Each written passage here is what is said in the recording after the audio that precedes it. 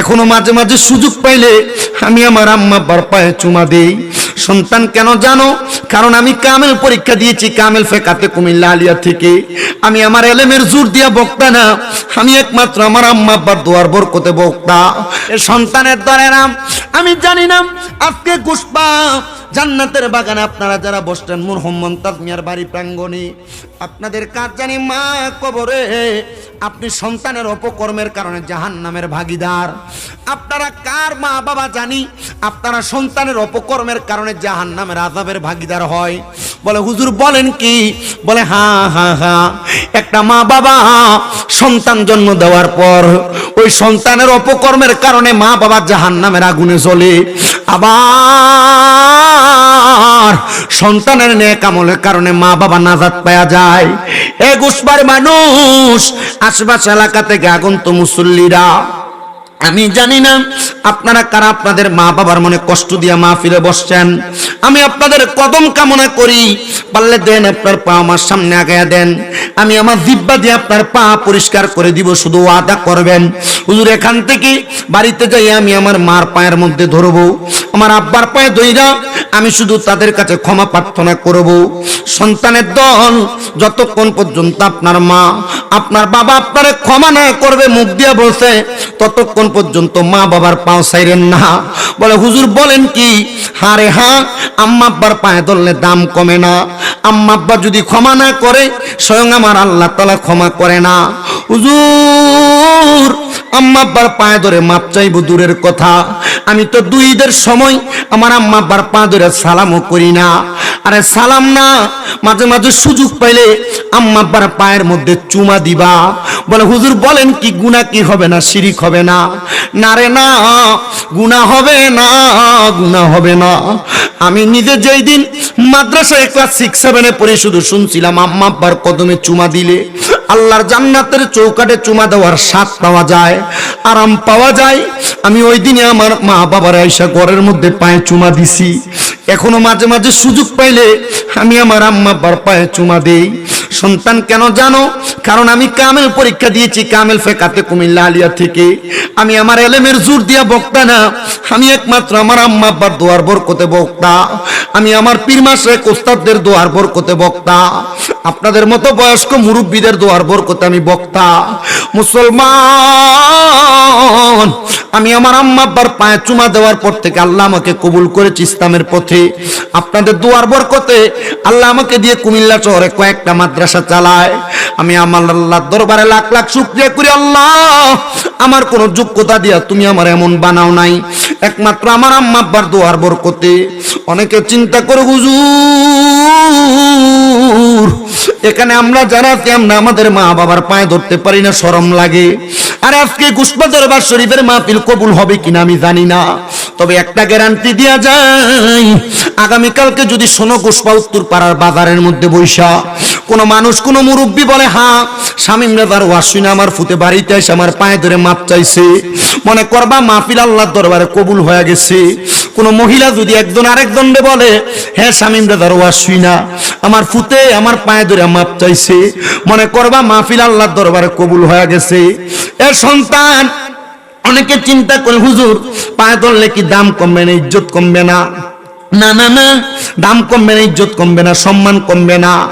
আমি নিজে আমার আম্মা আব্বার কদমের মধ্যে চুমা দেই। শুধু চুমা দেই না রে, 1 বছরের উপরে, আজকে প্রায় 1 বছর 15-16 দিনের কাছাকাছি হয়। আমার আম্মা যেন অসুস্থ, বিছানার মধ্যে পড়া, এখন একটু একটু দোয়ার বরকতে আমার বহু ভক্তরা সারা বাংলাদেশ থেকে আমার মার জন্য তাহাজ্জুদ পড়া, রোজা রাইকা, নফল নামাজ পড়া, কোরআন খতম করে দোয়া করছে। আমার আল্লাহ কবুল কইরা আমার মার এখন একটা স্ট্রেচারে ধরে ধরে হাঁটার ব্যবস্থা করে দিছে। প্রথম 2 মাস 10 দিন পর্যন্ত আমি আমার মায়ের এমন খেদমত করছি, আমি আমার নিজের বিছনায় ঘুমাই নাই, মা খাটে ঘুমাইছে, আমি নিচে বিছান করে ঘুমাইছি। মা যতক্ষণ চোখ কাটে নাই ততক্ষণ পর্যন্ত আমি আমার চোখ লাগাই নাই। বললে আমার দাম কমবে না, আমি আমার হাতগুলা দিয়ে কুশ করে আমার আম্মার প্রস্রাব পায়খানা পরিষ্কার করছি। খোদার কসম রে মুসলমান, আমার আম্মার পেছনে এই পর্যন্ত প্রায় 8-9 লক্ষ টাকা আমি নিজে খরচ করেছি। আল্লাহ এমন দয়ার আল্লাহ, আল্লাহ এমন মায়ার আল্লাহ, আমার 1 বছর 10 দিন আল্লাহ তাআলা এর চাইতে ডাবলের চৌডাবল সম্পদের মালিক বানাইছে। আমি বিশ্বাস করছি আমার আল্লাহ তাআলা আমার আম্মার দোয়ার বরকতে খেদমতের কারণে আমাকে সম্পদ দিয়ে সম্পদশালী করছে।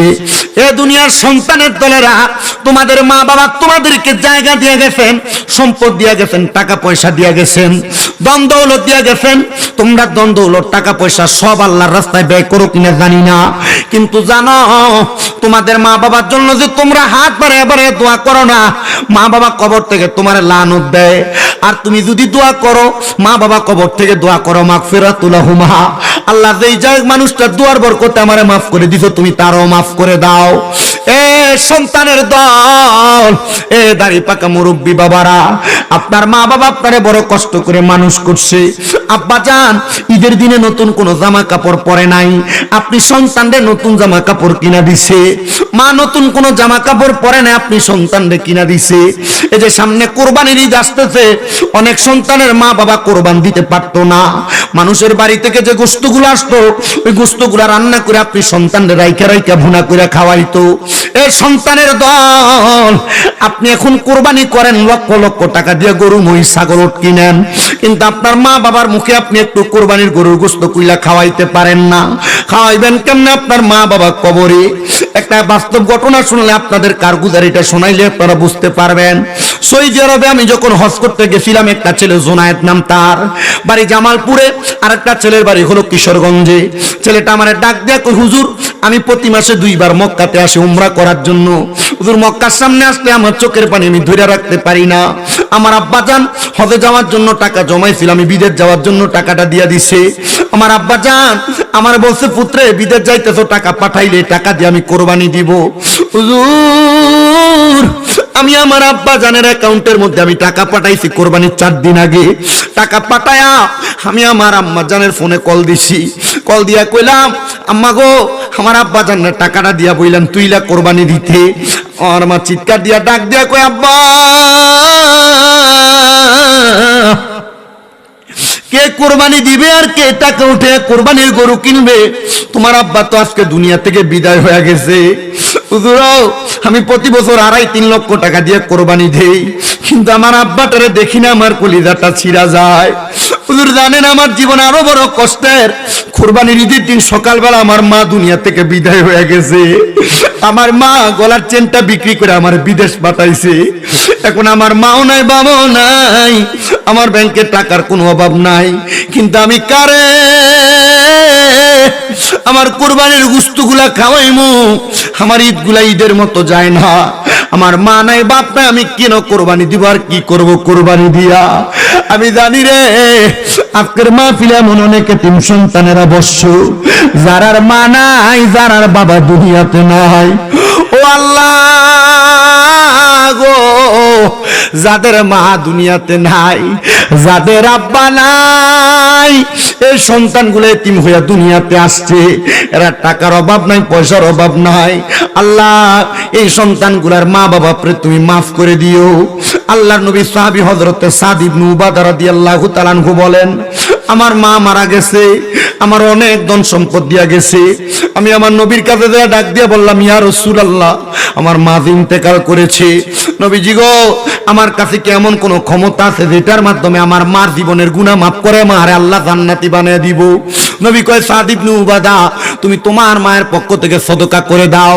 সাদ ইবনে উবাদা বলে, ইয়া রাসূলুল্লাহ আপনি সাক্ষী থাকেন, আমার একটা খেজুরের বাগান আছে যার নাম হলো মিখওয়াদা। ওই বাগানটা আমি আমার মায়ের জন্য আল্লাহর রাস্তায় কোরবানি করে দিলাম। হযরত মিখওয়াদা পরের দিন সকালবেলা আসছে আমার নবী কই, মিখওয়াদা খবর জানুনি? তোমার মা বাবা তো জান্নাতি, নবীজি কেমনি? গতকালকে সন্ধ্যাবেলা তোমার খেজুরের বাগান থেকে ক্ষুধার্ত 2টা ছোট ছোট পাখি পাকা খেজুর কামড়ায় খাওয়ার কারণে আমার আল্লাহ তোমার মার জান্নাতি বানিয়ে দিছে।